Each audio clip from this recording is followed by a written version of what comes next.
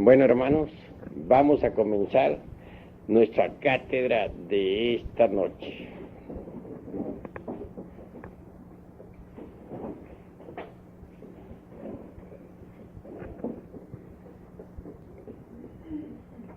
Incuestionablemente, la humanidad terrestre ha pasado por diversas fases de desenvolvimiento, y esto es algo que debemos analizar juiciosamente.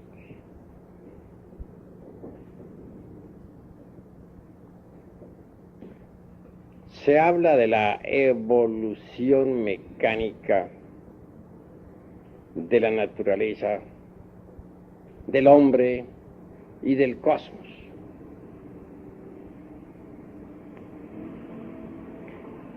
Desde el punto de vista antropológico, hemos de comprender que existen dos clases de evolución. La primera se iniciaría, obviamente, con la cooperación sexual debidamente comprendida en todos y cada uno de sus aspectos.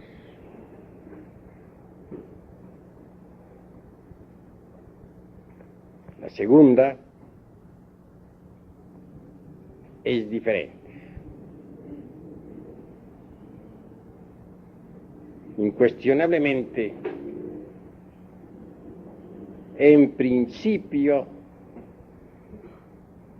la raza humana se multiplicaba en la misma forma en que las células se multiplican. Bien sabemos nosotros que el núcleo se divide en dos dentro de la célula viva, que especializa una determinada cantidad de citoplasma y materias inherentes para formar célula nueva. Las dos se dividen a su vez en otras dos, y así, mediante el proceso fisíparo, diríamos, de división celular, se desarrollan los organismos, se multiplican las células, etc. Si en principio los andrógenos se dividían en dos o en tres individuos,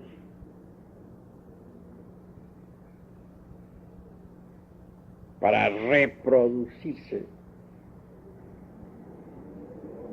más tarde todo eso cambió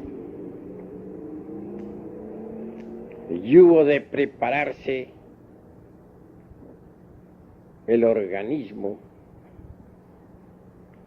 para reproducirse posteriormente mediante la cooperación sexual.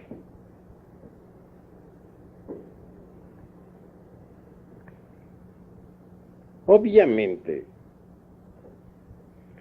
fue en la Lemuria, continente situado otrora en el Océano Índico, donde se realizaron los principales aspectos relacionados con la reproducción. En principio, los órganos creadores, el lingam yoni, no se hallaba todavía plenamente desarrollado.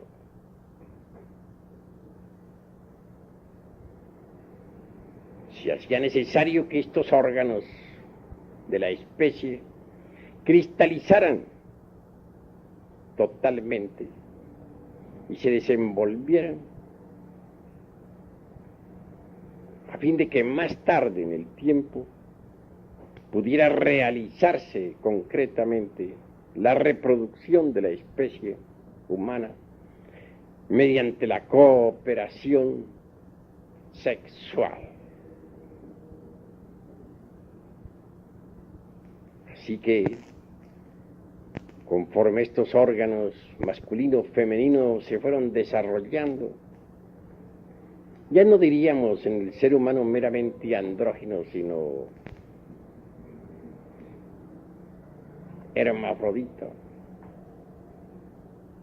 Se sucedieron hechos bastante interesantes desde el punto de vista biológico y psicosomático.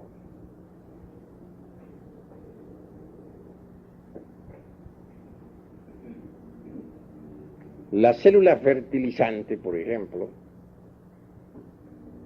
lograba hacer contacto con el óvulo y así tal célula átomo se desprendía del organismo del padre-madre para desarrollarse y desenvolverse.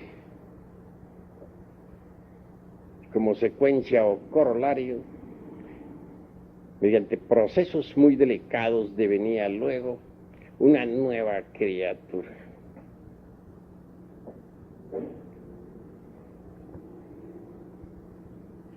El segundo aspecto de esta cuestión fue también bastante interesante.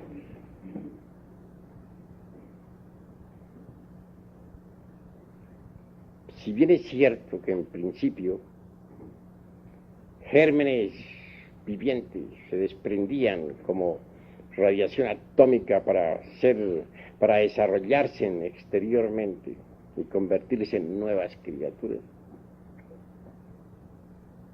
en el segundo hubo cierto cambio favorable.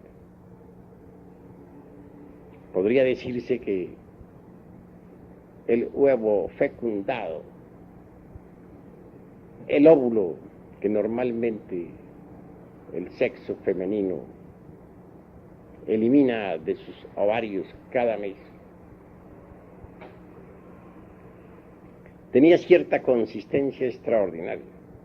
Era ya un huevo en sí mismo, en su constitución intrínseca. Un huevo fecundado interiormente dentro del padre-madre, dentro del hermafrodita. Un huevo que al salir al mundo exterior podía desenvolverse o incubarse hasta que al fin se abría para que una criatura emergiera de allí. Criatura que se alimentaba con los pechos del padre-madre. Y esto de por sí ya es bastante interesante. Mucho más tarde en el tiempo, fue notándose que ciertas criaturas devenían a la existencia con un órgano más desarrollado que otro. Al fin llegó el momento en que la humanidad se dividió en sexos opuestos. Cuando esto sucedió, cuando esto acaeció, entonces se necesitó la cooperación sexual para crear y volver nuevamente a crear.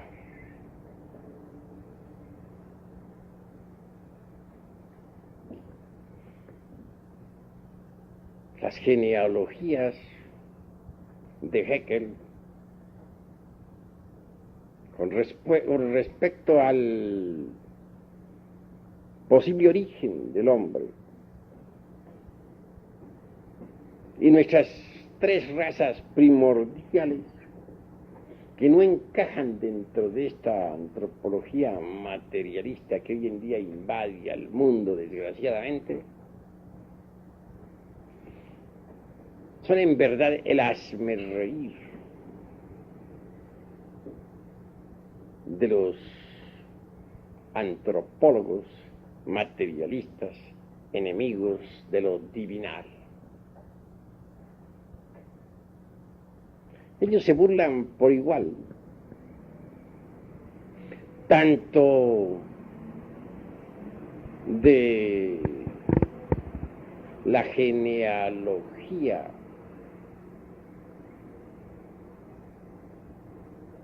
de un Haeckel, o de las genealogías, para hablar en plural,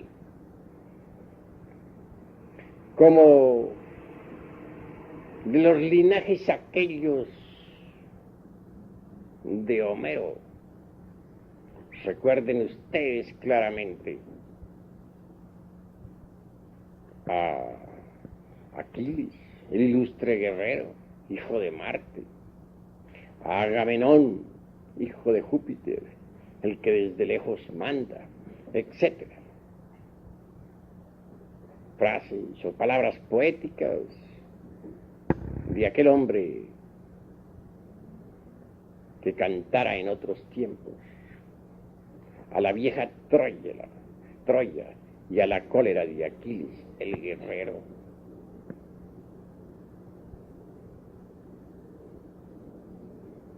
Tenemos que hablar muy claro en todas estas cuestiones antropológicas. Es obvio. Los científicos de esta época tendrán que resolverse por Paracelso, el padre de la química, o por el Saussure de Haeckel, el famoso Saussure mitológico.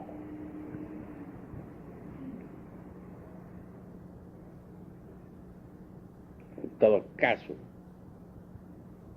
es mucho lo que tenemos que analizar e investigar dentro del terreno exclusivamente antropológico.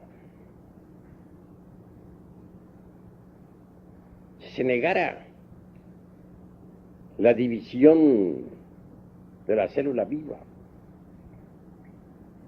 o el proceso reproductivo primigénito o primordial, tendría que negarse también, de hecho, la reproducción del monerón o átomo del abismo acuoso de Haeckel, dividiéndose a sí mismo para multiplicarse. La ciencia, en realidad de verdad, en modo alguno podría pronunciarse científicamente contra ese sistema primigenio de reproducción mediante división celular, es decir, mediante el acto fisíparo.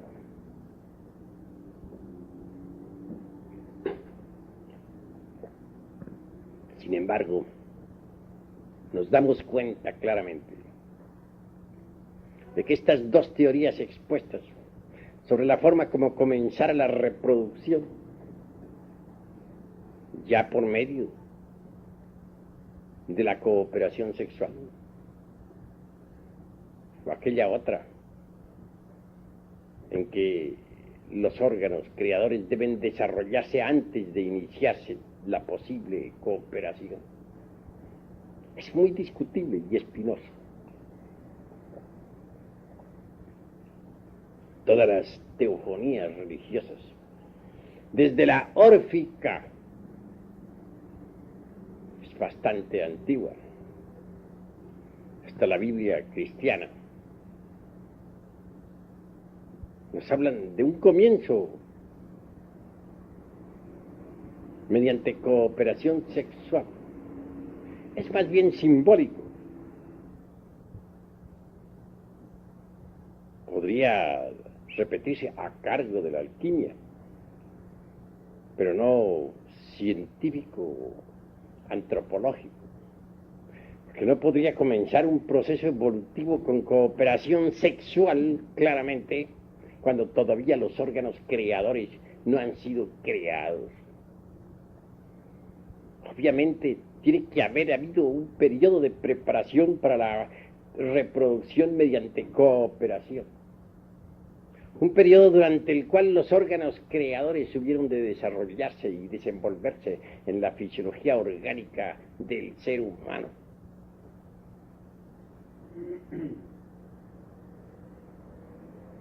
Las escrituras religiosas, tanto del Oriente como del Occidente, han sido muy alteradas, excepto la del Vishnu Purana, por ejemplo, donde se dice que Daksha, después de haber dado a los seres humanos la capacidad de reproducirse mediante la cooperación, declaró, mucho antes que el ser humano pudiera tener esa capacidad, mucho antes que la cooperación sexual entre hombre y mujer existiera, existían ya otros modos de reproducción. Se refiere a etapas anteriores a la formación de los órganos creadores en el ser humano. No llego yo hasta el grado de afirmar en forma enfática que aquellos sistemas anteriores a la cooperación no tuvieran alguna relación con la energía creadora. Pienso claramente que la energía sexual propiamente dicha tiene otras formas de manifestación. Y antes de que los órganos creadores en la humana especie se hubiesen desarrollado, tal energía tuvo otros modos de expresión para crear y volver nuevamente a crear.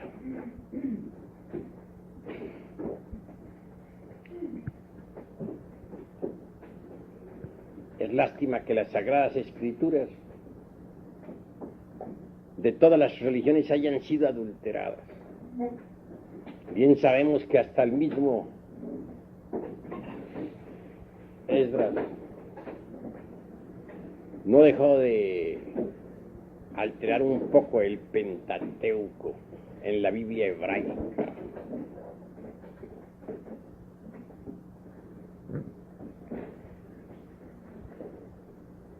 Pero a todas estas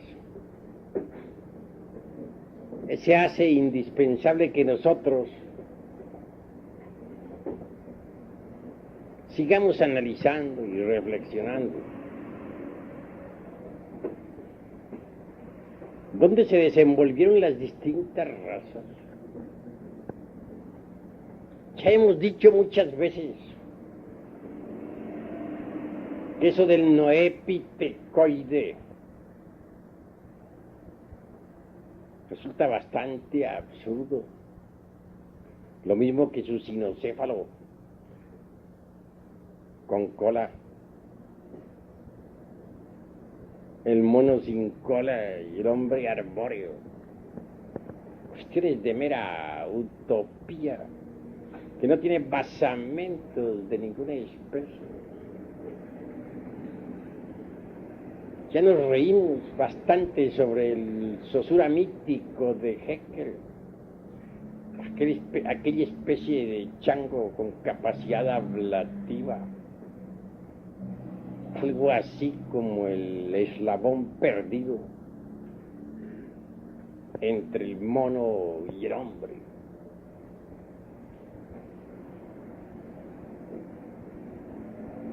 Así hace necesario saber dónde se han desarrollado estas razas.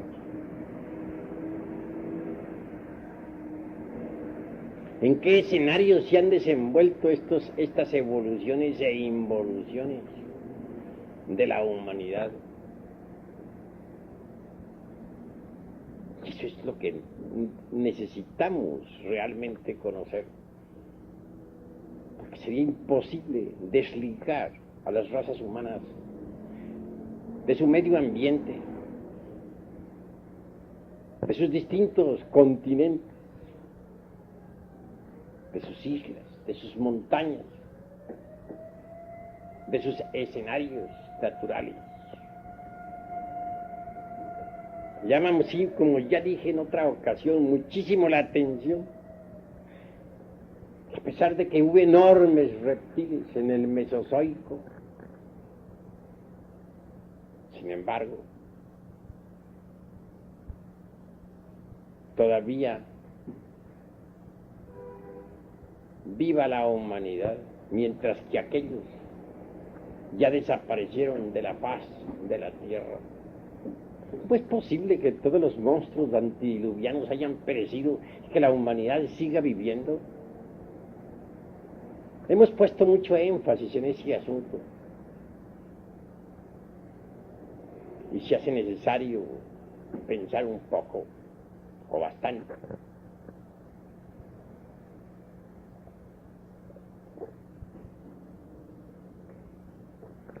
Que el ser humano esté relacionado con su ambiente es algo que no se puede negar.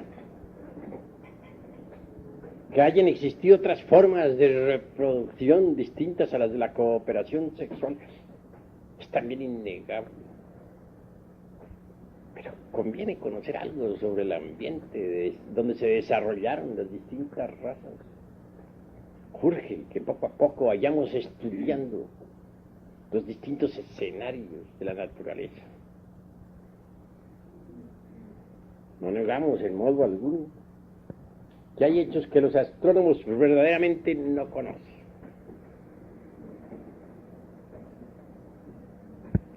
¿Qué saben ellos, por ejemplo, sobre los cambios o modificaciones del eje de la Tierra en relación con la oblicuidad de la elíptica?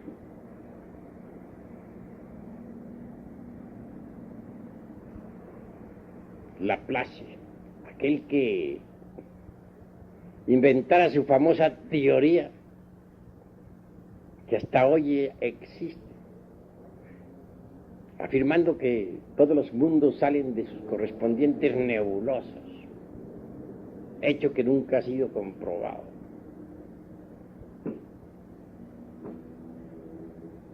Llega hasta decir fanáticamente que la declinación del eje de la Tierra en relación precisamente con la elíptica, con la oblicuidad de la elíptica, es casi nula, y que así ha sido siempre en forma secular.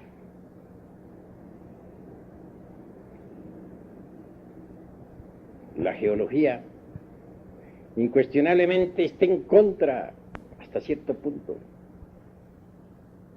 de estos conceptos de la astronomía.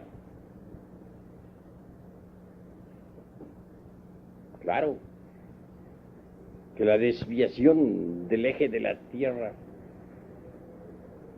dentro de la oblicuidad de la elíptica, o la inclinación, para hacerlo más claro, implica periodos, dijéramos, glaciarios, que se suceden siempre a través de las edades.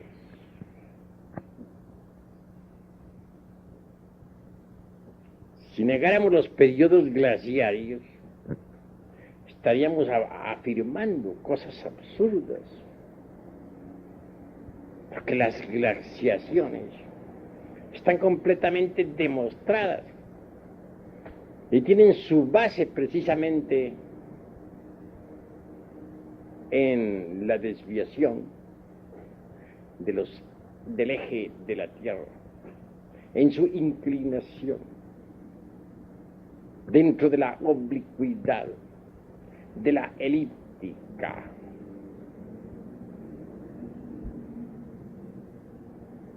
Así que está demostrado con entera claridad mediante los estudios geológicos tal desviación que niegan los astrónomos.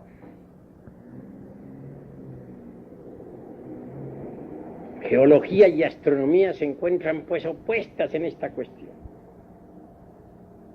Hay pruebas de tremendas glaciaciones. Ya Magallanes anota determinadas épocas de calor o trópico en el Ártico, acompañadas simultáneamente de glaciaciones y frío intenso en el Antártico. Hemos llegado a un punto bastante interesante. Y es esta cuestión de los glaciales.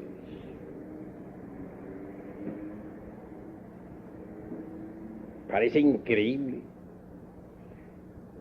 que en el sur de la Europa y en el norte del África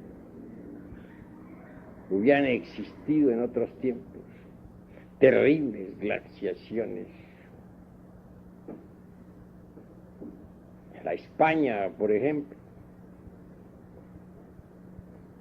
se ha podido saber con cargo a la época silúrica,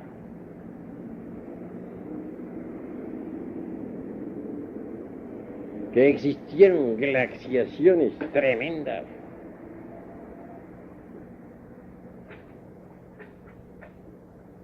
Y esto está demostrado a través de todos los estudios de la paleontología.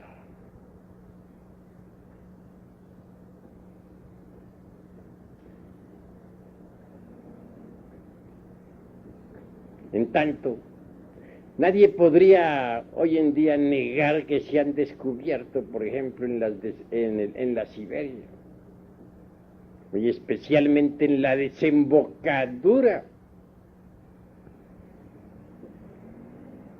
de ciertos ríos, como el Obi y otros,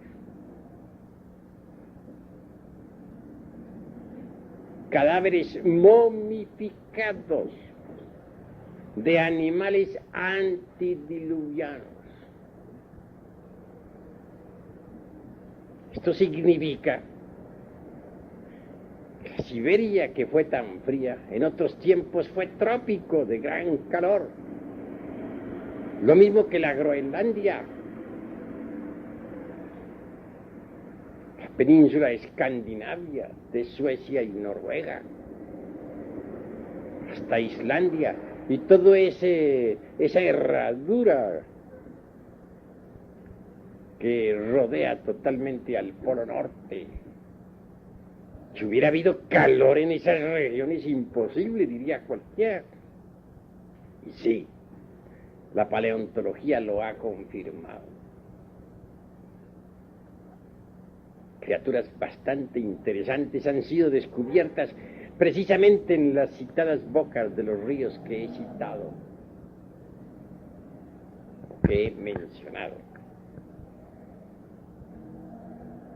Y esto nos invita a todos a la reflexión.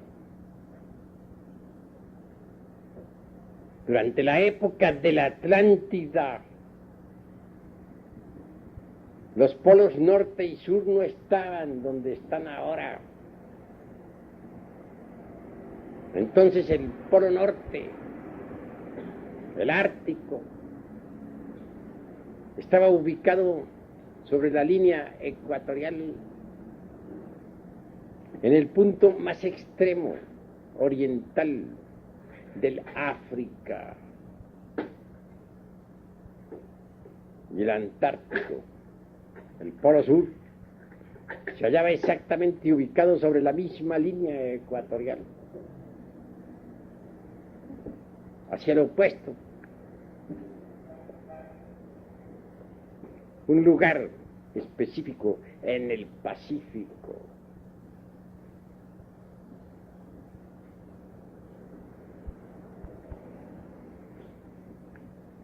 Ha habido pues cambios tremendos en la fisonomía del globo terrestre. Los verdaderos mapas antiguos son desconocidos para los sabios de esta época. Pues en las criptas secretas de los lamas en los montes Himalayas hay mapas de la tierra antigua, mapas que demuestran que nuestro mundo tuvo otra fisonomía en el pasado. Pensemos en Lemuria, ese gigantesco continente, ubicado entonces en el Índico.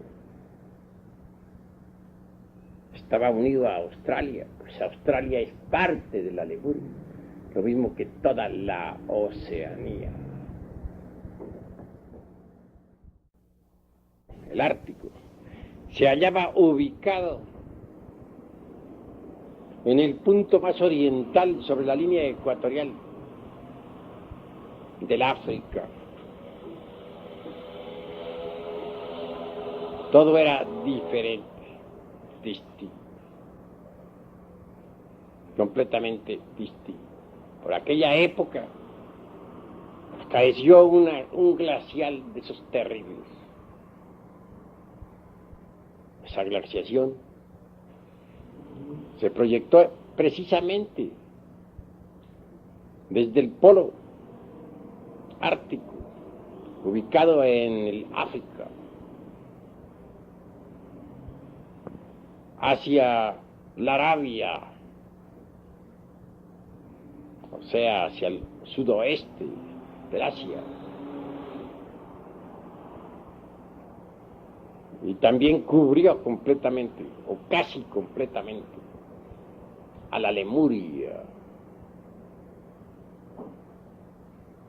Toda esa zona se le llenó de hielos, mas no logró pasar tal glaciación el Mediterráneo.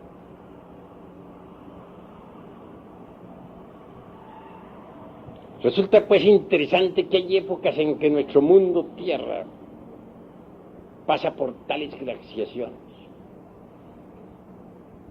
en que el hielo invade determinadas zonas, en que mueren millones de criaturas.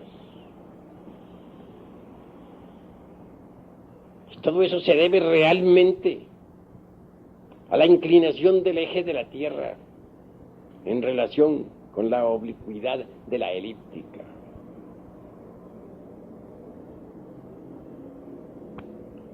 El ser humano ha tenido que desarrollarse en distintos escenarios.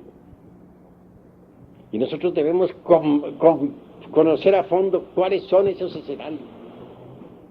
Cómo surgió la América, cómo apareció la Europa, cómo se hundió la Lemuria, cómo desapareció también la Atlántida. La Lemuria fue aceptada por Mr. Darwin y existe todavía en el fondo del Océano Índico. A través de sucesivas conferencias iremos estudiando todos estos escenarios donde la raza humana se ha desenvuelto. Obviamente, Los organismos han pasado por distintos cambios morfológicos en tales o cuales ambientes. Si dijéramos nosotros, por ejemplo, que el animal intelectual equivocadamente llamado hombre tiene por antepasado al famoso ratón, de que hablan ahora tanto los antropólogos materialistas, o mejor dijéramos al runcho citado por los suramericanos, estaríamos francamente falseando la verdad. Tal ratón enorme o runcho de Sudamérica, ya sabemos que deviene originalmente de la Atlántida de Platón, que mucho antes de que existiera la Atlántida, el hombre existía. O entonces el hombre es anterior al famoso runcho atlante, o ratón, como se le cita ahora por estos tiempos. Si dijéramos que el hombre deviene originalmente de ciertos primates y más tarde de ciertos homínidos de la antigua tierra lemúrica, tan aceptada por Mr. Darwin, también estaríamos falseando la verdad. Porque antes de que los simios existieran, mucho antes de que hubieran aparecido los tan cacareados primates u homínidos, el hombre ya existía. Aún más, antes de que la reproducción de las especies se desenvolviera por cooperación, el hombre ya existía. El hombre es muy anterior todavía a la misma Lemuria, tan aceptada por Mr. Darwin.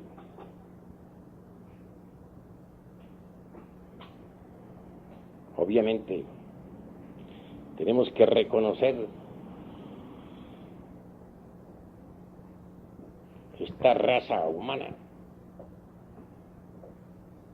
que ha sido estudiada en forma, dijéramos, superficial por los antropólogos materialistas,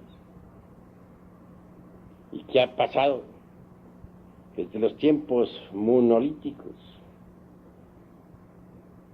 por las etapas del Eoceno, del Mioceno y del Plioceno, es más antigua todavía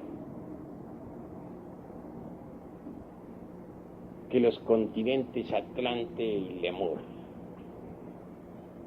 Mas será necesario, repito, seguir estudiando los distintos escenarios de nuestro mundo para comprender mejor los diversos procesos de evolución e involución de las distintas razas humanas. Por de pronto, quiero decirles que nosotros los gnósticos somos firmes en nuestros consejos, y que si se nos pone a escoger entre un Paracelso como padre de la química moderna,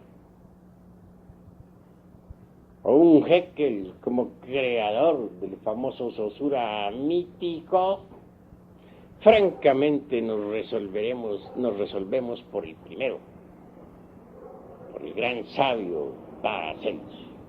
Hasta aquí mis palabras por esta noche. Paz inverencial.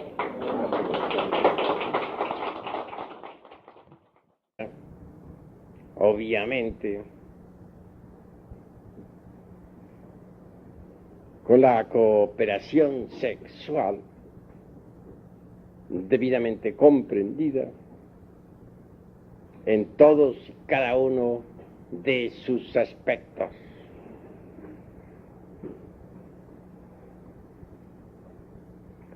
La segunda es diferente. Incuestionablemente, en principio, la raza humana se multiplicaba en la misma forma en que las células se multiplican. Bien sabemos nosotros que el núcleo se divide en dos dentro de la célula viva, que especializa una determinada cantidad de citoplasma y materias inherentes para en el ser humano meramente andrógino, sino hermafrodita. Se sucedieron hechos bastante interesantes desde el punto de vista biológico y psicosomático.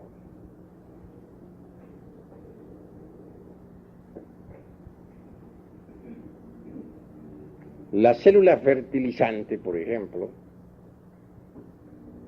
lograba hacer contacto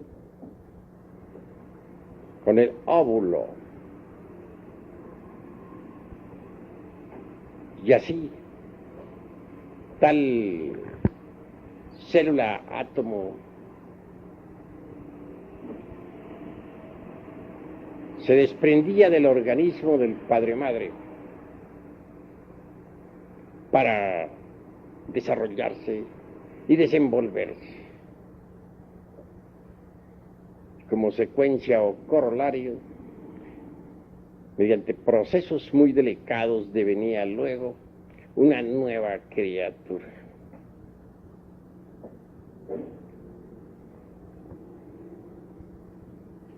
El segundo aspecto de esta cuestión fue transformar célula nueva. Las dos se dividen a su vez en otras dos, y así, mediante el proceso fisíparo, diríamos, de división celular, se desarrollan los organismos, se multiplican las células, etc. Si en principio los andróginos se dividían en dos o en tres individuos,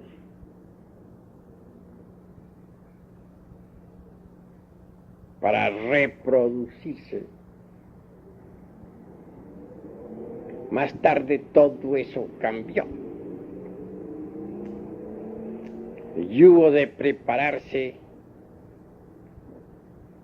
el organismo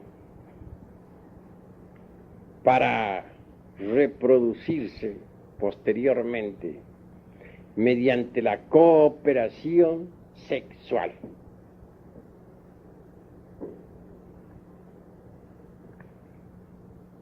Obviamente, fue en la Lemuria con...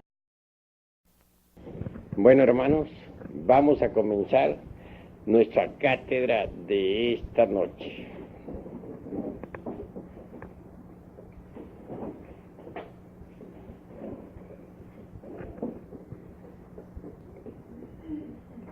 Incuestionablemente,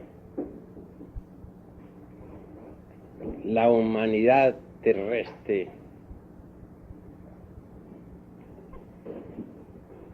ha pasado por diversas fases de desenvolvimiento, y esto es algo que debemos analizar juiciosamente.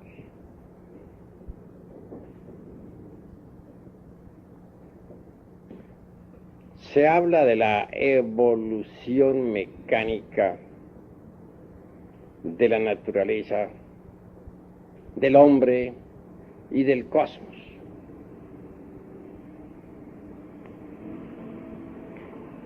Desde el punto de vista antropológico, hemos de comprender que existen dos clases de evolución. La primera se iniciaría, continente situado otrora en el Océano Índico, donde se realizaron los principales aspectos relacionados con la reproducción. En principio, los órganos creadores, el lingam yoni, no se hallaba todavía plenamente desarrollado.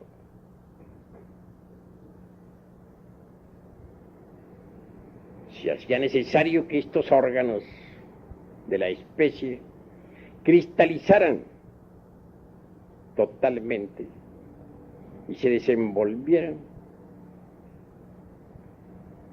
a fin de que más tarde en el tiempo pudiera realizarse concretamente la reproducción de la especie humana mediante la cooperación sexual. Así que, conforme estos órganos masculino-femenino se fueron desarrollando, ya no diríamos